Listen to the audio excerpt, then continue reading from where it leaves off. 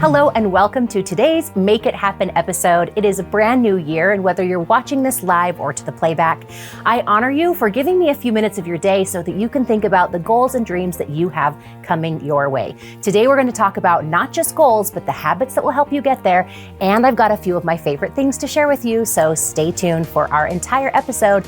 Welcome to Make It Happen.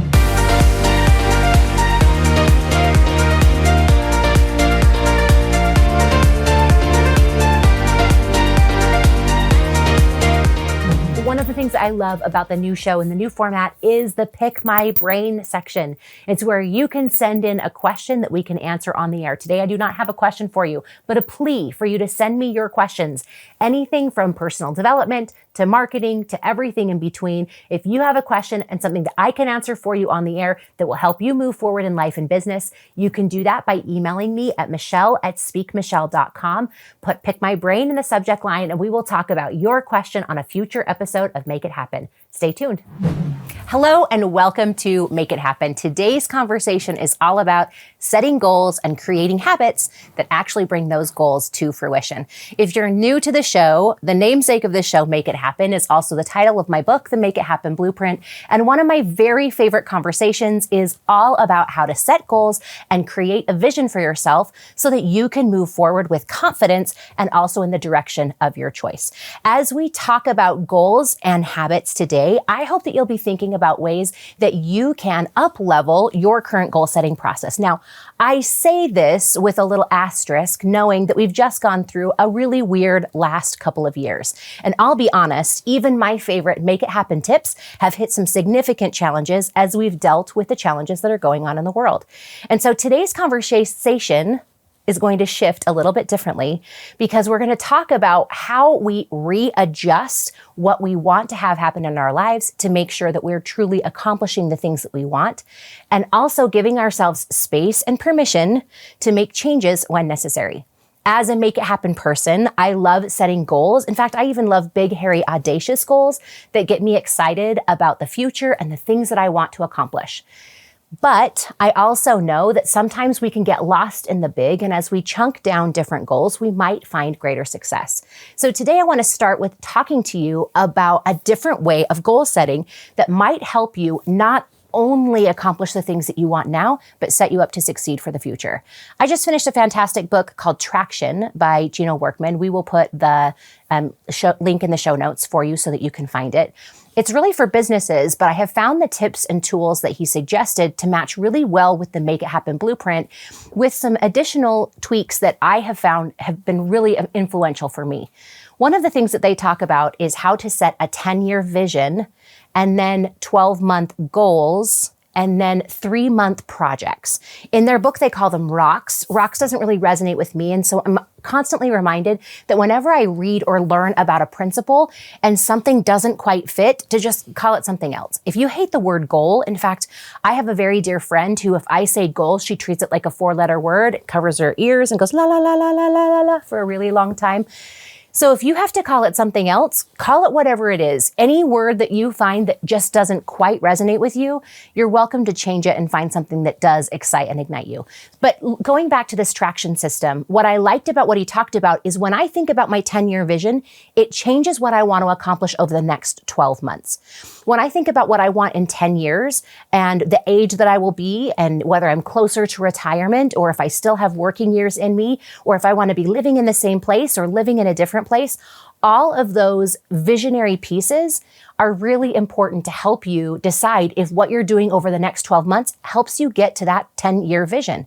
Now, I had a client last week who, while going through this process for their business, I asked him the question and asked him to evaluate where he would be personally and professionally in 10 years. He challenged me and said, I don't know where I'm going to be in 10 years. I didn't know where I was going to be now 10 years ago. And I said, but what would be different if you knew you were planning for 10 years, even if that 10-year vision changed? Now, I can't guarantee anything that I put in my 10-year vision is going to accomplish. However, I do know that if I set that 10-year vision, I am much more likely to make decisions now that will help me accomplish that in the future. Now, in 4 or 5 years, you'll probably want to reevaluate your 10-year vision. Even in the book, they talk about how a 10-year vision may not last forever and you may not be laser focused, but as you hit new levels and new milestones, that 10-year vision might tweak or change. Or maybe there's pieces of that 10-year vision that you want to accomplish sooner rather than later. And as you accomplish those goals, with that vision in mind, you might shift about what really matters most to you, or how soon you want to retire, or when you want to start your new business, or what you want to be doing personally and professionally. And as we discussed that, my client was a lot more willing to think about it and to dream about it. Here's what I know. If you don't know what's going to be happening to you in 10 years, spoiler alert, I don't either. In fact, I'm always laughing when the dental assistant says to me, hey, let's schedule your next 6-month appointment. Like I know where I'm going to be or what I'm going to be doing in 6 months to know that, yep, I really want to meet the dentist on that day. And I don't even know exactly the things that are going to be happening or transpiring, but I do know that as I have thought about this question, I'm making different decisions now about where to spend my time, who I want to be spending time with, and what I ultimately want to be accomplishing. So what would be different if you had a 10-year vision? And so I'm going to ask you that as you go into the next 12 months, whether you're watching this at the beginning of a new year or if you're watching it in June, think about your next 12 months, but then also think, what do I want and where do I want to be personally and professionally in the next 10 years? And if that helps you shift and focus to create goals and projects that will help you get there, then that will make it a lot easier for you to feel attached to both the future and the present. When we're talking about kids and helping them to have healthy mental brain focus, one of the things that we have found is that if we get them thinking about the future and something that they can be excited about, then they're more likely to be effective right now. If you have a kid that wants to have a basketball scholarship, they will do more right now to practice basketball than if they were just wanting to do better at playing the game or winning their season. So the same thing works for adults as well. Now, for some people, it brings up a fair amount of anxiety or maybe even unease because they don't exactly know what that looks like. Don't worry about exactness and worry about vision. Just start to dream. Start to think about what you want to accomplish. And I think that you'll find that it will help you make better decisions about what you want to do. Now, we're putting this episode out at the beginning of the year. I'm always goal setting last, but I'm never attached to New Year's resolutions. And the reason why is because we've all had experiences in our past where we haven't quite hit the New Year's resolutions that we thought we would, and we've probably broken them. In fact, we've talked about in the world, the Black Friday is the biggest shopping day of the year. Cyber Monday is when you shop online. And then they also have Blue Monday, which they call the third Monday of January, when it's kind of cold, the weather has changed, it's wintry, nothing exciting is coming up, the holidays are done, and all the bills are here from all of our holiday expenditures. They call it the most depressing day of the year. However, I am on a mission for people to have fewer depressing days and be more excited about the things that they're working on simply by being more attached to their goals. If you followed me for a while, you've probably heard about the World Happiness Report. I'm going to share with you a little quick clip about it here. There is a study done by a think tank called the World Happiness Report. It's a group of scientists and statisticians who got together to try to discover and uncover the true secrets of happiness. They decided that they were going to do this in conjunction with the United Nations. And while they did their hypothesis and actually did the research by going to every country throughout the world, they came back and reported their results. Now, because they're scientists, they started with a hypothesis. And their hypothesis was that people who lived in developed countries like America, where we have washing machines and cars, running water at our sinks and computers in our hands, would be happier than people who lived in developing nations that had dirt for floors, had to run for their water, and had very limited access to technology. Interestingly enough, as they traveled the world, they worked with individuals in all demographics, male, female, young, old, educated, uneducated, people who had money in the bank, people who were living from paycheck to paycheck or even from job to job. They really wanted to get a full spectrum sample of individuals in all walks of life. Now, there were a number of questions that they asked these individuals, But the key core question of the study was, on a scale from 0 to 10, where 0 is the worst possible life and 10 is the best possible life, how would you rate your life right now on a scale from 0 to 10? If they had come to you, what number would you give them? They were surprised that of all of the people, whether they lived in developed countries like America or they lived in developing nations, that the median answer was 5. So regardless of where you lived, or the technology that you had access to, or the money that you had in the bank, or the way that you provided for your family, the median answer was 5. And I can only imagine that they were thinking, well, my life could be better, could be worse. I'm a 5. If you look at your happiness by comparisons, you will never, ever be happy. But if you look at your life in a way where you feel 100% control of the emotions that you feel each and every day, then it won't matter the external circumstances. You could live like a 10 every day, even if you have challenges. Don't live like a 5. You have one life. Make it the happiest. But one of the things that we have studied over the years is that as people who want to accomplish goals and dreams and they bring their mental fortitude to the table, people are likely to be happier if they have a purpose or a vision that they are working on. It can be a simple goal. It can be a life mission. It can be just something that they're working on, like getting ready to run a marathon or trying to save $5,000 for an upcoming trip.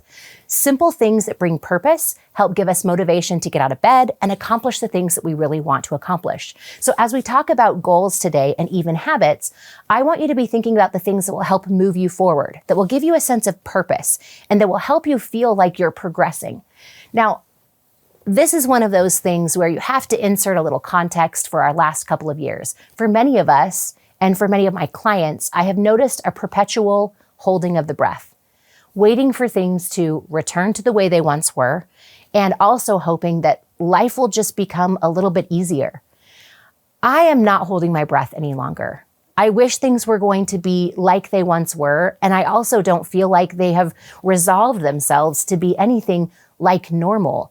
I think it's the now that we're working on, and I think we have to remember that whether or not the world shifts and changes, we have things that we need to show up in the world to do. We have growth and development that we need to have to progress, to become the kinds of people that we want to be. And we also know that just staying the same and waiting for the world to change doesn't bring us any more happiness. So if you want to live more than a 5, and I believe that you do, I want you to have goals and dreams that excite you and habits that will help you get there. As you're thinking through different goals and habits with that 10-year vision in mind, create a sense of purpose and create goals that will help you ultimately accomplish that. When I'm setting goals, I think about goals in 5 categories: personal, professional, financial, relationships, and spiritual. And so as you think about those different aspects of your life, go through and maybe set 1 or 2 goals if you know you need 2 things in each of those categories. Think about the things that you can do that will help you to grow and develop. In the personal category, I include my health goals and anything that I want to do to grow and learn or develop talent-wise. In my professional goals, I consider anything for business growth or development. If you're working for another company, maybe there's a promotion that you'd like to get, or a new project that you'd like to work on, or a client that you'd love to work with. When you're talking about financial goals, think about things that you would want to accomplish in the next 12 months, but also with that 10-year vision in mind. Make sure that those goals are in alignment to match if you're trying to buy a new home, or if there's a dream vacation you want to go on, and the saving that would need to happen there. Relationships can be a big one, and it can be a little bit tricky. And sometimes people are tempted to have a number of goals: a goal with a spouse or a significant other, a goal with their kids or people that they influence, a goal with friends. However that looks, whatever it is, make sure that you also remember that as great as your goals are in your relationships, make sure that in your personal goals, there's enough self-care for you to be able to tackle, especially if you're taking on improving or mending a relationship that can feel kind of heavy. Now, in that last category, spiritual, You can define what spiritual means to you. Later on in the favorite things segment, I'm going to share with you a couple of my favorite tools that help me set goals in the spiritual category. But I do believe in a higher power, and I always believe that God is my CEO. And as I work towards my goals and dreams, I know that there are spiritual aspects of who I want to become that will help me match and make everything else work. Spirituality to each individual person, I know, can be both personal and sensitive in some areas of conversation. And yet I have known that as I have focused on creating that relationship with the higher power or the universe or whatever it calls for you, you'll find that the rest of your goals are in sync because you feel alignment in that area and in that relationship. So as you think about these 5 areas, think about the next 12 months. Sure, you might have a 5-year goal. I'll never discourage things that might happen 2, 3, or 5 years out. But when you start to think about your 12-month goals, that's where magic happens because you can match your goal with habits. And this is where I feel like some people miss the mark. We can be as resolved as we want to get results, but are we resolved to the habits that will help us get there? If you have a physical goal, maybe it's losing weight or running a marathon, what are the habits that you need to put in place to make sure that you can actually accomplish that goal? In fact, for some people who have a little bit of goal weakness, and I don't mean that in the judgmental sense, but if you have been one of those people that has habitually set goals and broken them, you might be better off creating habit lists rather than goal lists. So maybe you don't have a specific weight loss goal, but you know you want to drink more water or exercise or work on your nutrition. And if you can come up with specific goals that will help you create the habits in those areas, that might bring you better satisfaction than attaching it to a specific number. As any individual who thinks about their health, I've had a number of different health goals and challenges over the years, but for the last 2 years, I have been more focused on habits, and as a result, the weight has naturally come off, slowly but surely.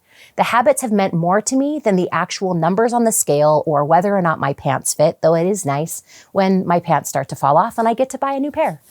But what I have found is that my mental space is better when I am attached to the habit rather than worrying about what the number says. If I know that I'm going to exercise every day and I'm going to get my water in and I have a specific eating plan that still allows me chocolate chip cookies because I have never been one of those people that's been good at saying no to all sugar, then I am a lot better about working on it from a health perspective rather than a numbers perspective. Sometimes being attached to specific numbers brings us a level of heaviness that makes it impossible for us to even want to do the habits.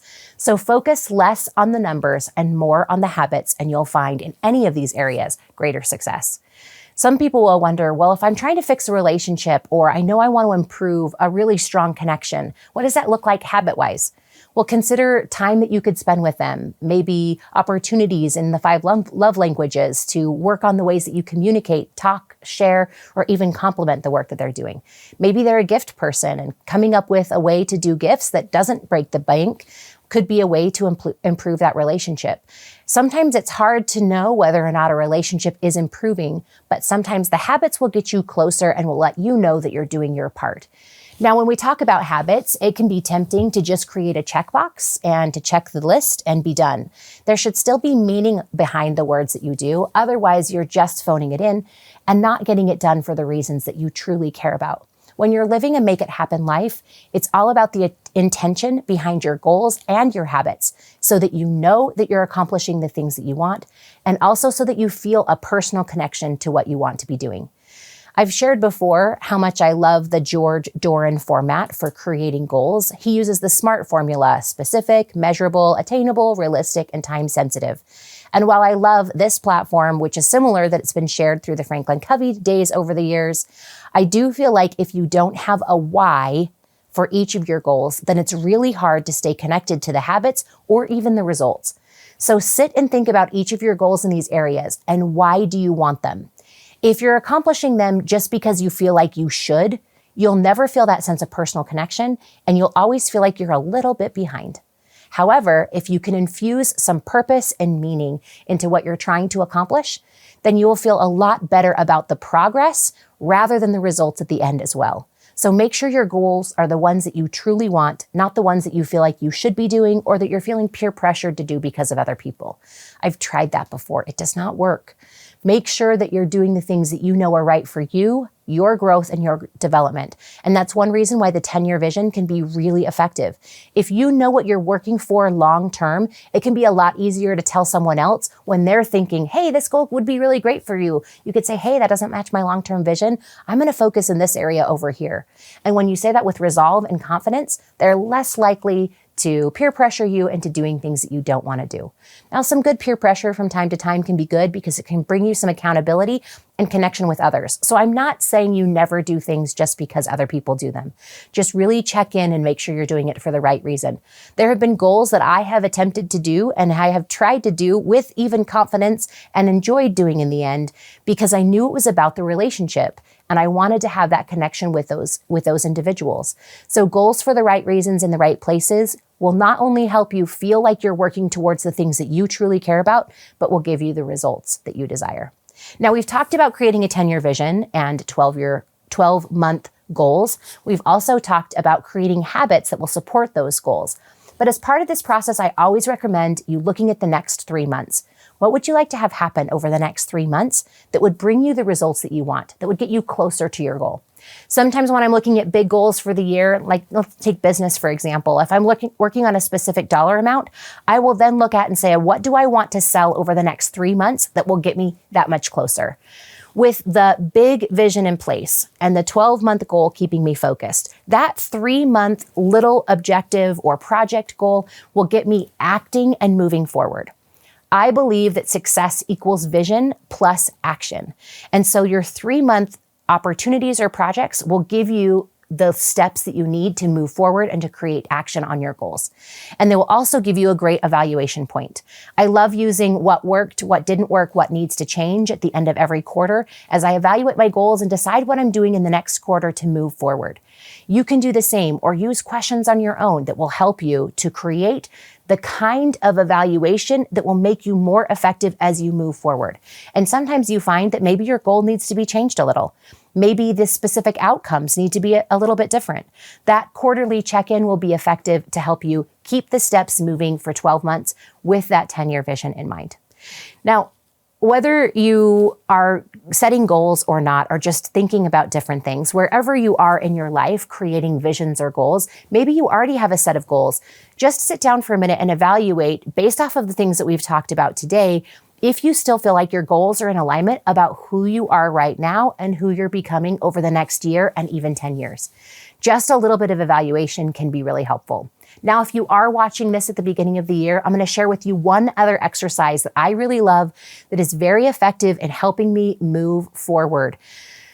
I just take out a little notebook. You can do a scratch piece of paper. Some people will do this digitally on a note on their phone. However you want to do it, it's 3 things. The first is let go. What are things from the last year that you want to let go? Whether that's emotions, whether that's habits, whether that's ideas. What do you want to let go that no longer serves you? Sometimes this is painful, but if you have to ask yourself the question, what did I continue to do and then it didn't bring the results I wanted? That's probably a habit that needs to be let go and evaluated. The second is keep.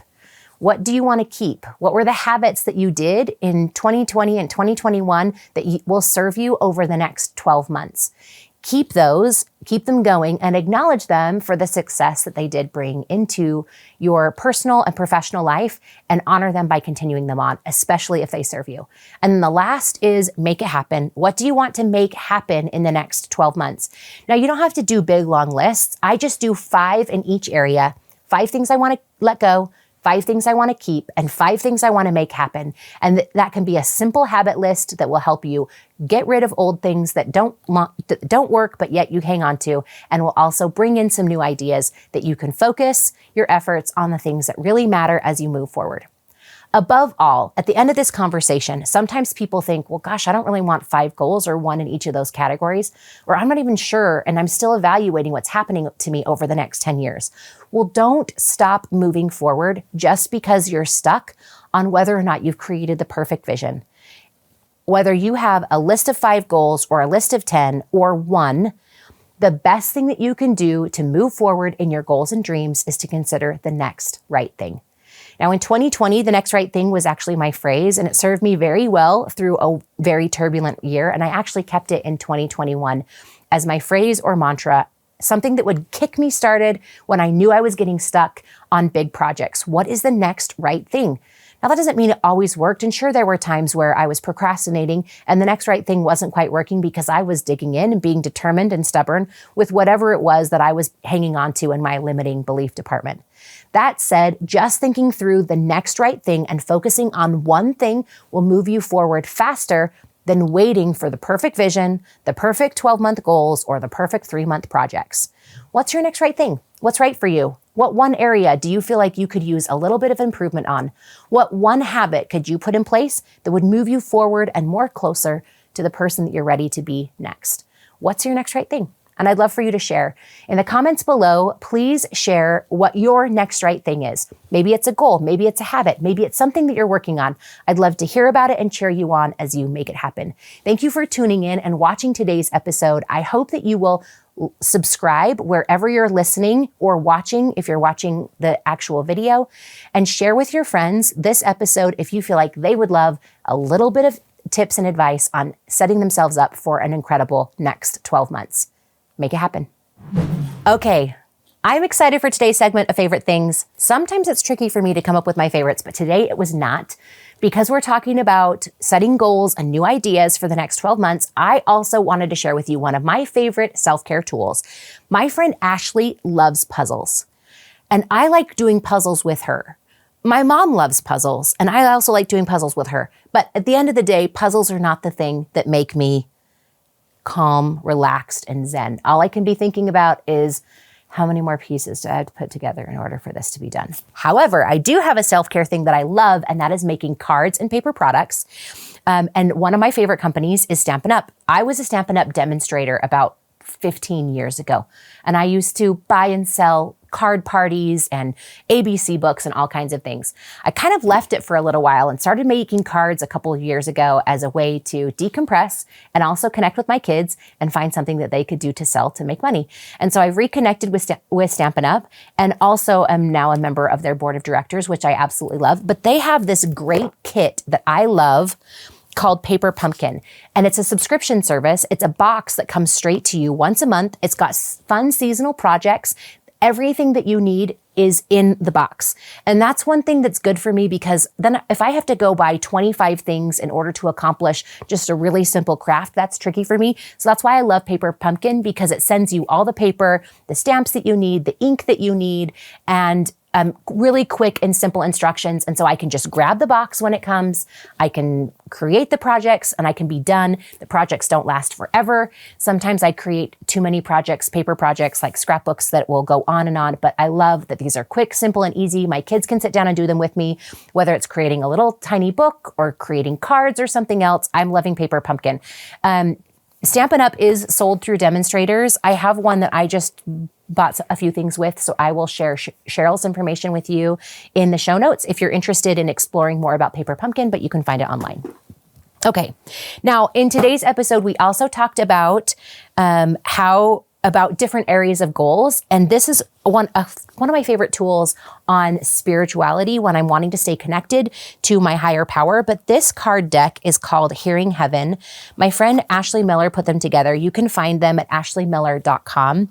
And there's 52 cards in here. You can either do one a week or you can study them however you wish, but their cards are so beautifully designed. I love the layout. I love what they look like. On the front, there's a question. This one just simply says, "Who can I serve?" On the back, there is a Bible scripture and a quote and just some things that will help me consider how I want to stay on track. And so sometimes if my regular habits and routines in connecting with my higher power are a little off, I can just come here. I can flip through the questions like, what would you have me think about this? How can I let go of the heaviness that I feel? And this set has been really helpful for me in keeping my mind space in a good place for spiritual things. So again, this is the Hearing Heaven card deck at ashleymiller.com. Now, we're going into a study on the Bible in my family, and I found this beautiful book called Dear Divine Daughter, Inspiring Stories of Bible Women, written by Amber Corcoran and Aubrey Robinson, and they're sisters that I have met over the years. And when this came out, I knew it needed to be part of our study. And so I've looked at it with my daughter and really just loved the beautiful illustrations that are in here. I love that they've gone deep into biblical women. They've told stories about them and how you can be like them. And then there's a question at the bottom. And so this is like hearing heaven for kids. So it says, "Dear divine daughter, how can you be more just?" And so there's just different principles that are attached to each of these women. And I've loved this collection for myself and also for younger folks who you are hoping to get connected to something spiritual. Thank you for tuning in for my favorite things.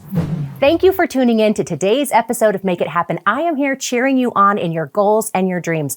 I can't wait to see what you do with this year and the next 12 months based off of the tips and tricks that we talked about today. Please share with me in the comments the things that you're excited to implement in your life. And please come back and share with me either on Instagram, on Twitter, on Facebook, or your favorite social media platform, the ways that you're growing and making it happen in your life. Cheering you on.